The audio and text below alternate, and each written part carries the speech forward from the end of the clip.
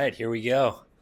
Yes, perfect. All right. That was a great intro. That made me sound a lot better than. All right, that's perfect. Can you all hear me? Everything's good? All right, right on. So I am Laird. I'm the co-founder and CEO of ExaCare. A couple fun facts about me. About a year and a half ago, not only did I not have blue hair, but I actually went by a different first name. So all the founders in the room thinking like, hey, am I too deep into my company? Have I gone crazy?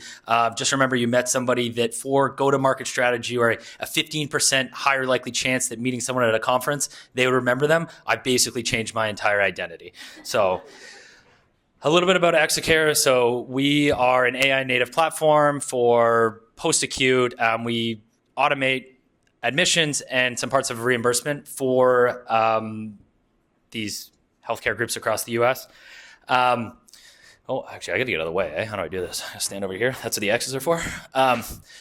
So this has been the last 12 months. Last 12 months have been a lot of fun. It's been really cool. We've grown from basically 0 facilities to 1,500 facilities, raised about $30 million in funding from a number of investors. And today I want to talk about a little bit about the entrepreneurial journey. I know there's a lot of people going through it in the room.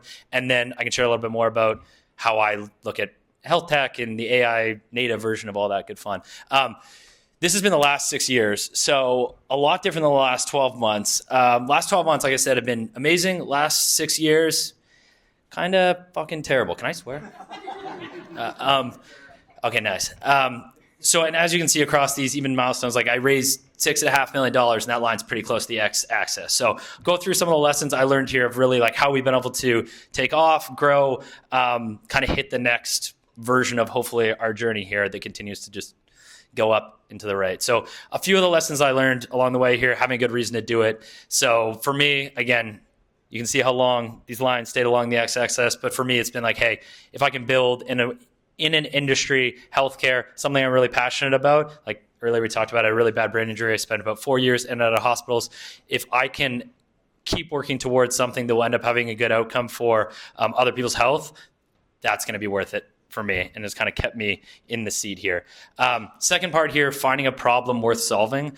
I think this is a really important one. Like I said, I've spent a number of iterations over the years just feeling like you're half listening to the market or half listening to customers. And we're entering, and I'll get more into the AI era here, but we're entering kind of somewhere where we have these new technologies, we have these new things that can really help you take off in a market. So if you're not listening to, for example, I had a friend the other day, they called me up and they said, hey, I'm starting this company. We're signing with a few medical clinics. And I said, great. What are the contract sizes? What do these look like? And they said, hey, well, we're starting right now. We're doing that for free. But as we continue to grow, deliver value. And I kind of was like, hey, I've done a lot of that. I know how that story plays out. If you can find something that people are screaming for, something that really is going to make a big impact for, that's where you're going to really see the line jump up and to the right. So I know that can be a hard process, but definitely worth spending a lot of time saying, hey, is the problem I'm going after something that is taking a lot of energy, time, resources for the end consumer and worth solving? Last part, building with a good team. I think over the years, we've seen if you're going to have good people around you, people that push you forward, people that continue to lift you up when things aren't going well, you're much more likely to get to the end. Last on the lessons here, in terms of recently raising a large round of funding, I've kind of reflected on that and said, I was probably one of the people that chased funding or chased some of these external things more than kind of looking at, hey, we need to make sure that the problem, the team, and why we're doing it are all aligned. And if you can really pull that all together, the funding is going to chase you. I went the wrong way. Oh, there we go. Right way. In terms of I know everybody here we've got a big healthcare group, big, hopefully passion for this industry. And it's actually just one of the best industries for AI native solutions and the next hopefully frontier of technology.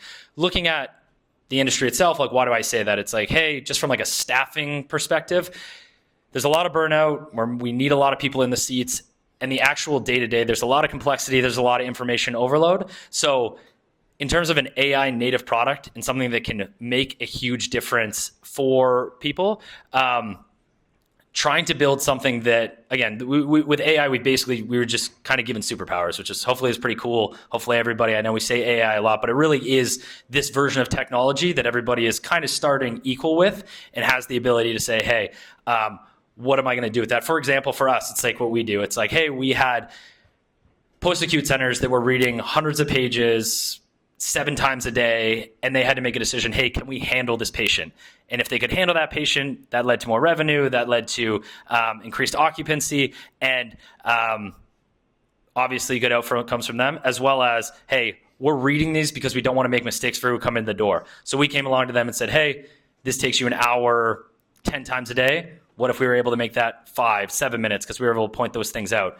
That's obviously something where they turned around and said, yeah, that would be nice. I've looked at a couple of examples across the board here. I mean, even you could take let's go outside of healthcare, things like law. I mean, the ability for someone like Harvey to come in and say, hey, what is your biggest pain point as a legal professional? Well, I have to draft up these entire documents all day long. And if I could do that faster, would that be nice? Yes, I would make a lot more money, have a lot more time to probably hang out with my family. I even talked with my brother the other day. You should probably really know what your family members do. But I spent a little time with him. I was like, hey, man, I know we've been brothers for a long time, and you've been doing what you do for a long time, but what does that actually mean? And he explained to me that he's a real estate appraiser, and he goes to houses in the area, and he looks through, hey, these are all of the specs of the house. These are everything, all the measurements, all the information I can gather, and then these are all the comparables in the area. I pull that together, and I write a 40-page report. And I was like, oh, awesome. If I wasn't busy and I had 6 months, I think that we could find a way that you spent 80% less of your time on that and 20% more of your time meeting with clients, selling that business. So he was like, well, that would be nice. So what I leave you all with here, again, I know this is a healthcare room, people are excited. And for us, we're doing things all the way from increasing admissions all the way through to when you look at reimbursement, there's a number of, if you talk to a nurse, you talk to a clinician, they say, hey, I spend half my day documenting, half my day writing these notes, half my day digging in. It would be a lot of fun to not have to do that. So for this room setting out to build all these things, you're definitely in a position here to hopefully find this curve a lot quicker with these new superpowers. And again, if you're not finding that curve fast enough, just make sure to not do what I did over these 5-6 years and try and find a problem we're solving that can turn you into moving that curve at a faster pace. Awesome. I went over. Thank you, Laird. That was great. We've got time for a couple of questions if anyone has any questions for Laird. Anyone? One back there. I'll get him in there. I'll come back. If it's why is my hair blue? It's the logo. It's more of a teal. Yeah, it's white now. I don't know. Just wanted to ask, for the first 5 or 6 years, were you on a different problem and then you realized you need to change the problem? And as you change the problem, the hockey stick just went up? Is that, and if so, what were the problems that you solved 5 or 6 years ago? I was having a lot of problems. But yes, so the first part of the growth, and I would say the interesting part is I was excited. It felt like you were growing, you were heading in the right direction. Which is all part of the journey, right? You're really just trying to figure out, hey, what works, what doesn't work. But with Galea Health, we were building for mental health. I will say the pandemic came in and there were some shakeups to some of the pieces we were looking at that front. ExaCare here, you'll notice that the logo has a huge change where it goes to ExaCare AI. But we were actually building workflow SaaS software for senior living, assisted living, business in a box. So when we started getting really fixated on hey, we have this new technology, we have these new quote unquote superpowers. What is the best thing that you can do with that? And that's really when we pivot that into this curve here. One more. I had the same question, but I'm going to ask this. How much has AI supercharged that pivot? For us building internally or for what it's done to the market? Going from Galea Health to ExaCare AI. Yes. I mean, I would make maybe a dangerous statement where I would say that if you're someone in the room, you're building SaaS for whatever industry, hopefully healthcare, because that's what we're all here today.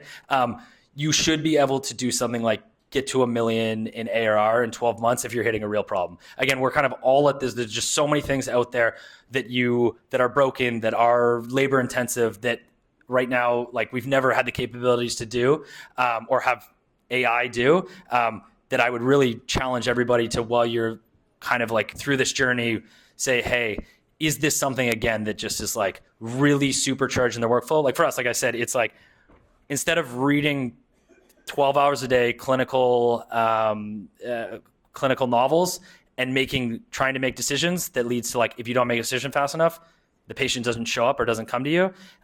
You could never do that before, but it's like, if we can help you do that faster, reduce that by, you're going to end up with like more revenue, less time internally. And it's just like been a major switch in what outcomes you can have for people with software now.